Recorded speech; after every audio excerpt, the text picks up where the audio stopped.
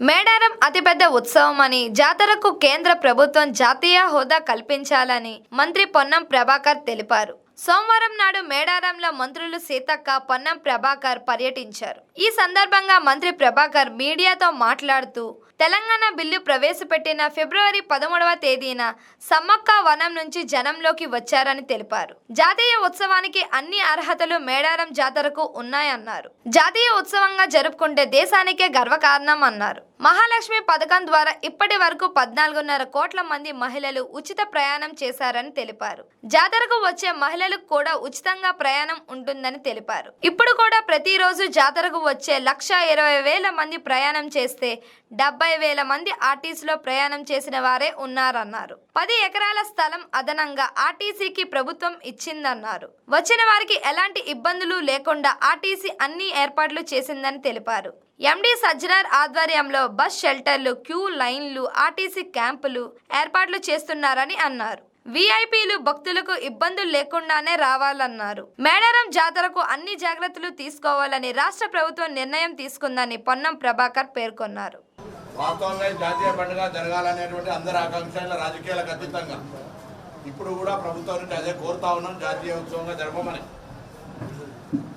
మిగతా జాతీయ ఉత్సవాల కంటే ఏం తక్కువ కాకుండా జనం వచ్చేటువంటి ఈ జాతరను జాతీయ ఉత్సవంగా జరిగితే దేశానికే గౌరవం, మనం అందరం కూడా ఈ గిరిజన దేవతల్ని గౌరవించుకున్నట్టుగా భావిస్తా ఉన్నాం.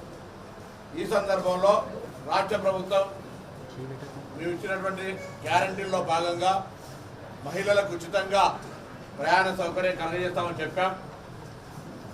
అప్పటికి సన్నద్ధంగా లేకున్నప్పటికీ ప్రభుత్వ నిర్ణయం ప్రకారంగా ఆర్టీసీ యాజమాన్యం 70% ఉన్నటువంటి ఆర్టీసీ కార్మిక, డ్రైవర్, క్లీనర్లు అందరూ మిగతా అడ్మినిస్ట్రేటివ్ స్టాఫ్ యొక్క కృషితోటి విజయవంతంగా ఇప్పటికి కూడా దాదాపు 14.5 కోట్ల మహిళా ప్యాసింజర్లను వివిధ గమ్యస్థానాలకు చేర్చడం జరిగింది.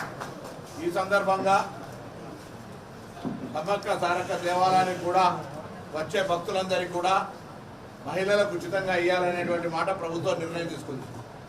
అటువంటప్పుడు సంఖ్యాపరంగా పెరిగేటువంటి అవకాశం ఉంది. ఇప్పుడే మా ఆర్టీసీ ఆర్ఎం గారు చెప్తా ఉన్నారు, ఇప్పటికే జాతర ఇంకా 15 రోజులు ఉండగానే 1,10,000 మంది ప్రయాణం చేస్తే 70,000 మంది మహిళలు, 40,000 మంది పురుషులు.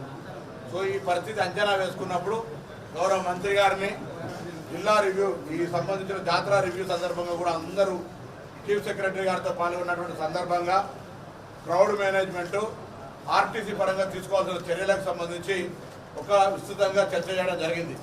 దానిలో భాగంగా జిల్లా అధికార యంత్రాంగం వెంటనే గౌరవ మంత్రి గారి చొరవతో స్పందించి 10 ఎకరాల అదనపు స్థలాన్ని ఇవ్వడం కావచ్చు, మిగతా తాత్కాలికమైనటువంటి బస్సు షెల్టర్స్ సౌకర్యం కలుగజేయడం కావచ్చు, వచ్చేటువంటి ఆర్టీసీ సిబ్బందికి వసతి సౌకర్యాన్ని కావచ్చు, లేదా ప్రజలు అక్కడ పోయేటువంటి ప్రయాణికులు తిరుగు ప్రయాణం పోయే సందర్భంలో కూడా కావచ్చు, వాళ్ళందరికీ బ్యారికేడ్ దాదాపు 20-25 కిలోమీటర్ల పొడుగు లెంత్ ఉండే విధంగా బ్యారికేడ్ 1.5 కిలోమీటర్ పొడుగున బ్యారికేడ్ ఏర్పాటు చేయడం కావచ్చు, అన్ని రకాల ఏర్పాట్లు ఆర్టీసీ ఎండి సజ్జనార్ గారు మరి టీం అంతా కూడా కలిసి ఇక్కడ 24 గంటలు శ్రమపడుతూ కృషి చేసి ప్రభుత్వ ఆదేశాలను ఇంకా తప్పకుండా చేస్తూ ఉన్నారు. ఇదంతా కూడా భక్తుల యొక్క సౌకర్యం కొరకు, మౌలిక సదుపాయాలను కలిగజేసేటువంటి ఆలోచనతో జరుగుతున్నటువంటి కార్యక్రమం.